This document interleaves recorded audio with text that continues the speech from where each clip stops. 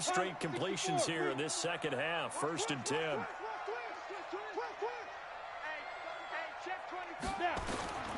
Tannehill. Nowhere to escape, and he goes down. Anthony Zettel popping in for the sack. And it's never good to take a sack. You really don't want to take one down here in this part of the field, down near the red zone. Not at all, because you're already pretty much assured of a field goal. But you take a big sack, it could push you out of range, and that's why defenses get a little more aggressive in this situation. They're almost conceding the 3 points. They want to push you back and try and take you out of that. Well, they're in some hot water now. After that sack, it's 2nd and 21. A quick throw now complete to Ross. Only 3 yards on the catch. It's 3rd down. The goal of a wide receiver screen is get enough blockers in front to create a wall and let him pick his spot to run the football. How about the defense there, swarming to it and not allowing that to happen?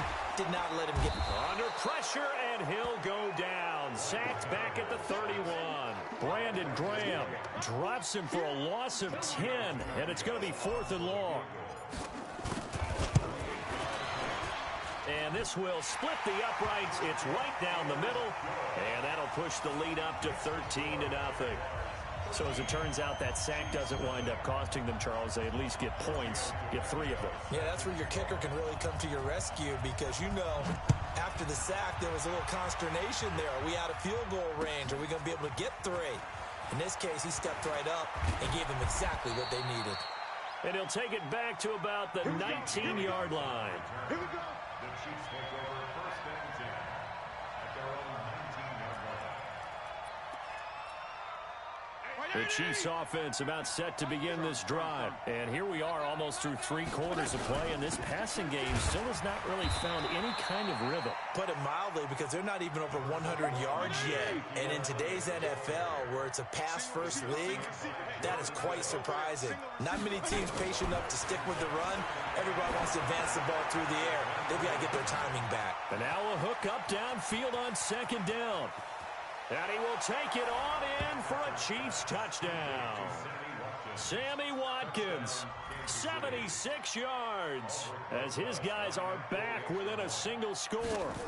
And correct me if I'm wrong, that was just a simple fly route, wasn't it? No, there's nothing to correct at all. You've got it down pat. And I just remember as a player, when I'd be in practice sessions and I'd hear 9 from the receivers, that meant fly route, go, look out. That was the 9, and he just kept going all the way into the end zone for the touchdown. Fielded about a yard deep. And what a return. Great field position all the way out to the 48-yard line. The Jacksonville offense set to begin their next drive. And they split the uprights last time for 3. They've got the lead. They're not going to play this conservative. They're not hoping for another field goal. They're hoping for a touchdown. I'm with you on that one. I like where your head is. I like the way you're thinking, because you're exactly right. Trying to sit on a lead and play that way, that doesn't work too well for most teams. Run your offense. Run what you do best. Exactly. Put it all the way down and try to increase your lead in a big way. And the best way to do it, touchdowns. Back to Mixon on 1st down. And past the 35, he'll be dropped a yard or 2 shy of the 30. 10 yards there, good enough for a Jags 1st down.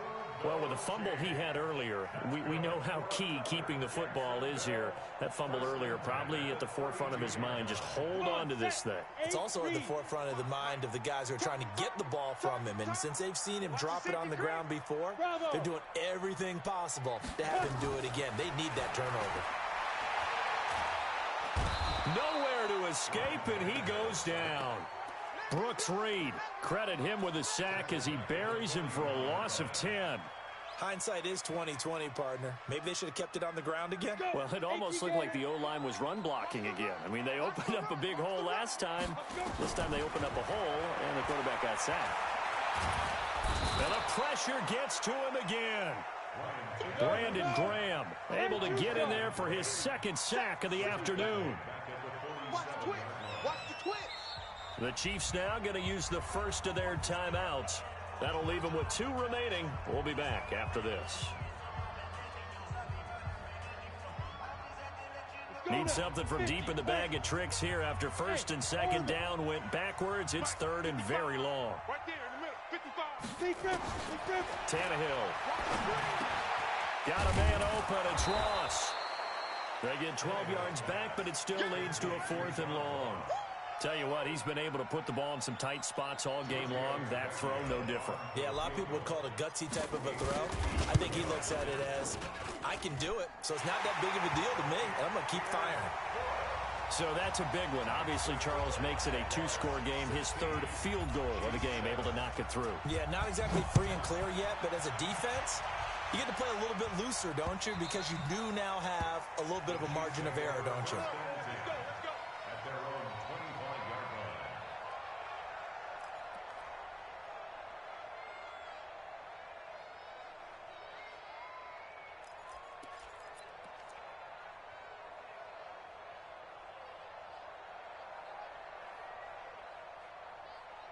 The Chiefs offense about set to begin this drive, and they're hoping to redo their efforts in the last drive when they got into the end zone. And just think of what it's like now on the sideline, because when you score a touchdown, you have to go over and look at the tablet and see what you did on the last drive.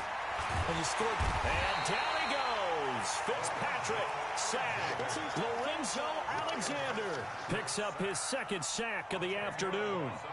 The amount of sacks that they've absorbed in this game is absolutely extraordinary. Let's just face it. This offensive line, flat out, cannot handle this pass rush. It's been demonstrated time and time again. So now 20 yards to go on 2nd down after the sack. Work to be done. Now Fitzpatrick. And it's hauled in by Austin Hooper. And he'll get to the 29-yard line, brought down there. A good pickup there, 13 yards as they get closer for 3rd down. The Chiefs on 3rd down. Just 1 conversion and 8 tries. Not good. This will be 3rd and 6.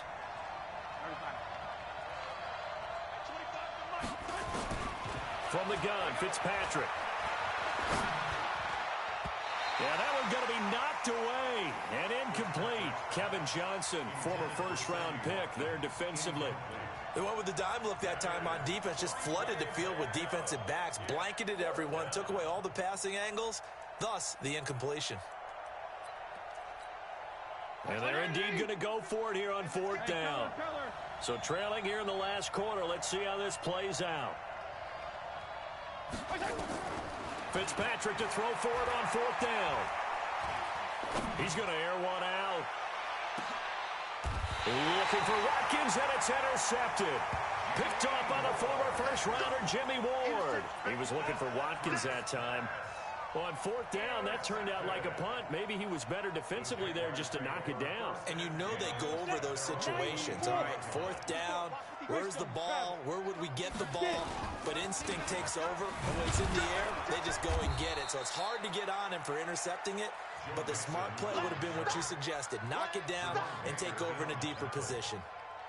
Got to figure now, after getting that turnover, they're just going to be happy to keep the ball on the ground, right? This is where covering the football, taking care of the ball, all the ball security terms that have ever been used, they come into play for the guys on offense right now. Just take care of it, and they've got a good chance of ending up winning this game. They try to throw on 2nd down, but this one is incomplete. The Jaguars on 3rd down. They've converted just 2 for 6 thus far. This is 3rd down and 12.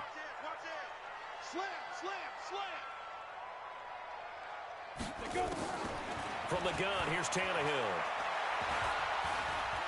He's going to fire this thing deep right sideline. And I think that one might have been intercepted, but he will be ruled out of bounds. So this will go only as incomplete.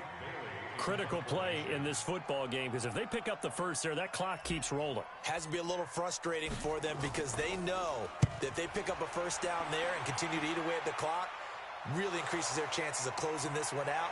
Now they're likely going to have to give the football up and sweat it out on the sideline. And now hang on here. The door, can you hear it? It's a little open. Or is that the squeaky hinges that I'm hearing right now? Yeah, the door. Is that too high pitch? No, not at all. The door is open a little bit. It's almost like when you told those horror stories on the camping trip, right? And now, look out. Yeah. We've got a little bit different look on the game at this point. Big momentum swing here in the 4th on the punt fumble. Throwing to start the drive, but that one incomplete.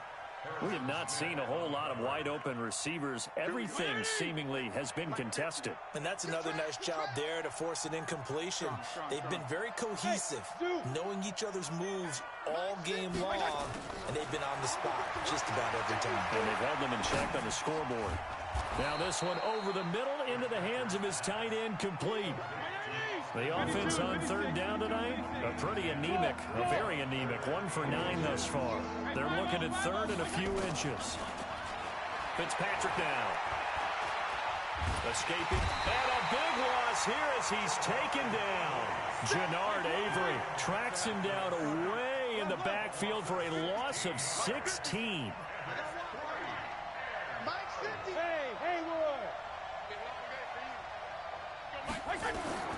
Fourth down, Fitzpatrick. Airing one deep for Curse. And he bats it away, and it falls down incomplete. Andy Reid went for it, but it won't pan out. And the Jags take over in terrific field position. 30 base. 54. Come on, On first down, Nixon. And a short gain there down to the 37-yard line. Down under 2 minutes to go in this football game. So it's Jaguar football here as we welcome you back. And the scoreboard on their side, they're just looking to melt away these final couple of minutes and put this one in the left-hand column. On 2nd and 7, Tannehill. And he can't get rid of it. He's taken down. And now with 1:52 to go, we get another pause in the action. A timeout here defensively.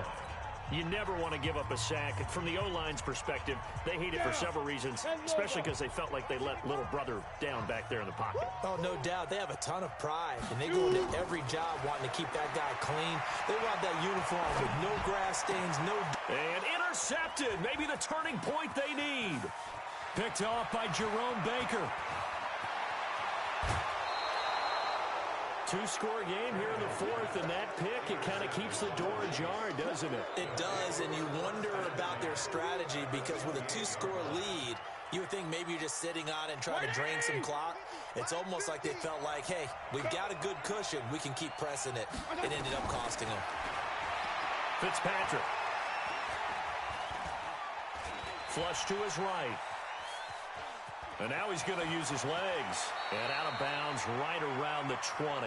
He'll get 8 on the scramble there. It'll be 2nd and a couple. Okay, he's not going to get the first down, but this is still a nice job of buying some time and then running to get to the sideline and get out of bounds and avoid the big hit. Fitzpatrick. And this is intercepted, and that should do it. Picked off by T.J. McDonald. And a big turnover there as his guys will get the football back. Not that time for Watkins. All smiles and high fives on that defensive sideline. That interception will cap off what was truly a tremendous performance. Yeah, if you can hold a team to 7 points in the NFL, that's the kind of day that you feel really good about. Now, I do know a few guys are going to think to themselves, held them to 7. If we'd made one more play, could have had our shutout. After the loss to start out, here's 2nd and 11. Now Tannehill. It's Hill, complete. 27 yards there, a first down. Well, even after all those interceptions, he's not deterred, still confident to go deep at work there. I think all the old rules about playing that position still apply. If things go wrong, you still act like you're the best player out on the field. You still carry that supreme arrogance with you and continue to fire the ball. I've seen guys have games like this, and this is where you find out if you're great or not. Can you overcome some interceptions and still lead your team to victory? On 2nd and 11 now, Tannehill. And this one's incomplete. He was looking for Tyreek Hill that time. And now it's 3rd down. Well, to say that this has not been his game is probably a big understatement. I mean, he is all over the place. Mechanics are off, not accurate, except if you're playing on defense because they picked off a good number of passes. Yeah, all the INTs, but they're throwing it off his back foot. Pressure coming, just chucking it downfield. He can't do that right now. No, you can't do that at all. And I think one of the hardest things for a guy having a day like this one is to find a way to just kind of get out of it, kind of get yourself back to neutral. Because what you try and do is make even more spectacular plays to make up for it, and it usually leads to more bad ones. And they have secured a spot in the conference championship